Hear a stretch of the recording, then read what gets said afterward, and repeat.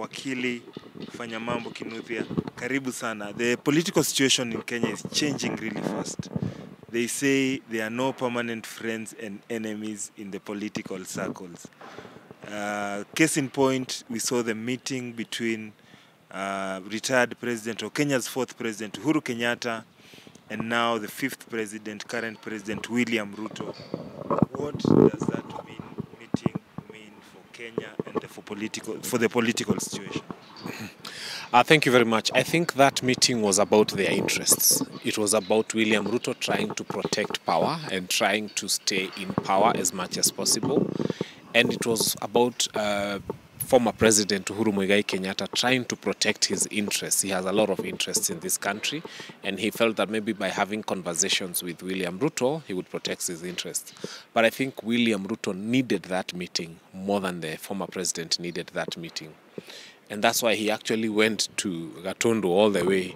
And you know, I keep laughing about it because I remember the advisors of President William Ruto, Akina Moses Kuria, had said that they were going to irrigate that place with their own urea. I don't know what happened because they've never irrigated the place. And now the places they wanted to irrigate is the place they are going. It's an act of desperation, if you ask me, because the president who withdrew security from that home has literally had to go to the same home that he thought was not worthy of being provided with security. So it's about them first and then a second. You know, Waswahili wanga na msemo. Wanasema muomba chumvi huombea chunguche. That a person who comes to ask you for a pinch of salt will ask you for a pinch of salt to go and add in their food, not in your food. So, and these people walikuwa naomba chumvi, walikuwa naombea viungu vyao. They were not asking for it for us. It is because it is them primarily and us as second. So we are very disillusioned with what has happened, and I can tell you the mountain is not happy. Yeah. I think this meeting comes in the backdrop of the consecration of Embu's bishop. We saw Uhuru Kenyatta and William Ruto try to break the ice at the exit of, I think it was sometimes whether they were shaking hands between the church or when Uhuru was exiting. They had a few like tete-a-tete and talking about, do you think that meeting was planned then? Was it impromptu, or do you think that previous meeting at Embu helped to break ice?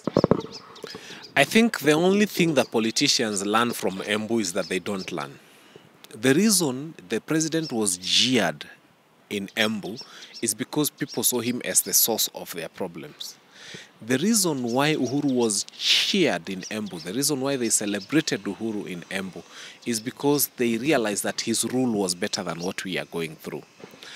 And the reason you are seeing Rigiji being cheered by people is because he has left the oppressors and he's now with Wananchi. The minute Uhuru Kenyatta joins hands with William Ruto, he loses his credibility. He loses all the cheer, and all the cheer he had will turn into jeer. It will be noise. It will be pandemonium. People will not want him. People will not accept him. And people have not lost sight. People are saying our eyes are firmly fixed on removing President William Ruto from power in 2027 through the ballot. Their eyes are firmly fixed on that. And anybody who tends to work with the man they want to remove, for sure, they will not want to see that person.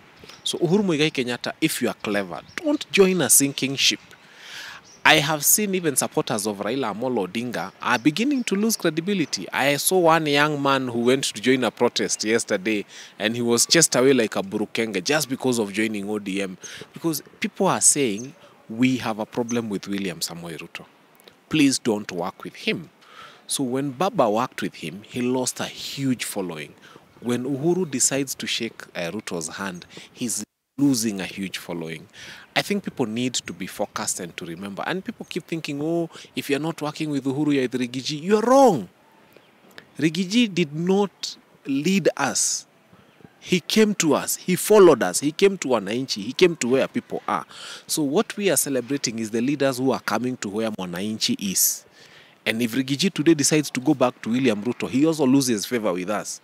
So this is a very interesting situation where people are not leading us. People are following Mwananchi and going to where Mwananchi is. And the popular leader is the one who goes to where Mwananchi is.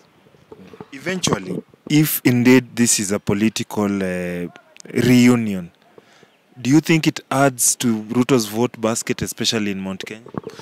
Ruto had lost Mount Kenya, and he has lost Mount Kenya. There's no thinking about it. And because now Rigiji looked like he was the door to Mount Kenya and he can't go back through Rigiji, he's trying to go back even if it means going back through the window. And Embu was an eye-opener for him. He said, oh, the mountain loves Uhuru, so let me call to Uhuru and see if I can go back to Mount Kenya. So that looks for him like the only window through which he could go into Mount Kenya. But Mount Kenya is telling him, in fact, there's a song trending in Mount Kenya.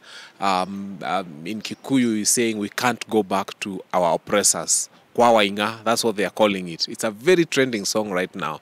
And they are saying even if he was to resurrect Dedan Kimathi and come with the remains of Dedan Kimathi, the people of Mount Kenya will not go to William Ruto. Nobody, no amount of convincing, no amount of anything can take Mount Kenya to William Ruto. Nothing. Rigiji was expecting to capitalize on the Uhuru-Ruto rivalry and say reunite with Uhuru. That would have consolidated, like say, Mount Kenya 100%. Is this a loss, a total loss for him, or he still has his partly his hands on the ground, on the grasp of Mount Kenya? You see, I think people need to understand. Rigiji did not lead Mount Kenya. Rigiji listened to the hearts of Mount Kenya and joined where the people are. In fact, the leaders of Mount Kenya, if you want to know like what happened with UDA, in Mount Kenya, leaders unfortunately don't provide direction. They follow the people. And many politicians will tell you, we are going to where the people are.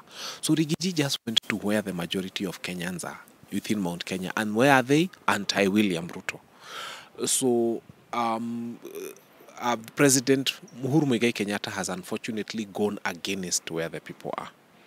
So it's a huge backlash for him. I don't know how he's going to come out of it, but he needs to redeem himself. It is him to redeem himself. The mountain remains solidly scouting for a leader right now. They are looking for a strong person because there's a challenge with Rigiji. He was impeached. He therefore may not be able to hold political office depending on the outcome of the court proceedings, but he probably cannot be a presidential candidate. And therefore the mountain is thirsty and looking for a shepherd. And whoever comes out as a strong shepherd, who does not go to the side of William Ruto, the mountain will follow. A list has been circulating today, and in fact, Office of the Speaker of the National Assembly has flagged it as fake. The list had names of Uhuru Kenyatta allies as proposed to be vetted to cabinet positions. Is this a reality, or is this maybe sometimes they say these are state machinery or state operatives trying to test the waters and see if can appointing Uhuru Kenyatta allies into government try to cool things down? Let me tell you, they always test the waters before they do what they want. There'll definitely be a cabinet reshuffle. You can take that to bank. There will be a cabinet reshuffle. And there are people who will join this administration. They will get someone who will appear from Nyeri so that they want to see if they are trying to bring someone big from Nyeri to see if they can quell Nyeri and show Nyeri that you're still in government. They will try to get people who are very close to Uhuru Muigai Kenyatta because the cabinet right now is not performing the way it should perform. But it's not going to work. It's not going to work. It's not going to have the desired effect. If anything, it will make those people who join that administration behave. They will join and then they'll be told, you went on your own, you don't represent us. Unfortunately, that's what will happen. So they can pick whoever they want to pick from Mount Kenya. Even Uhuru Muigai, if they want to make former president a cabinet secretary, they can. But whoever they pick will go on their own. They will not carry two people from the mountain with them. I don't know why there's this perception that African leaders, once they try to advance both in age and in political career. They don't care so much about retiring as statesmen or as people who can stand with the people. Case in point is Raila Odinga and Uhuru Kenyatta.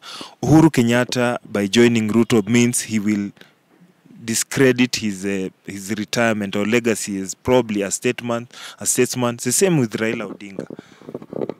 What really is the problem? Is it that their personal interests come first?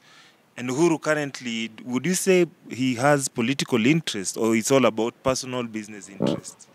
African leaders are known to amass a lot of property and wealth. They are known to become, sometimes some of them become almost richer than their own countries.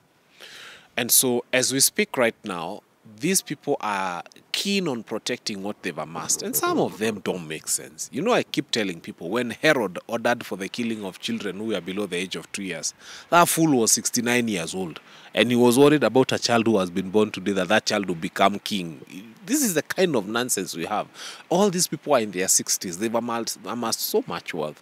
What would you do if you had a billion, for example? You would spend 55,000 shillings per day for 50 years, or 100,000 shillings per day for 25 years.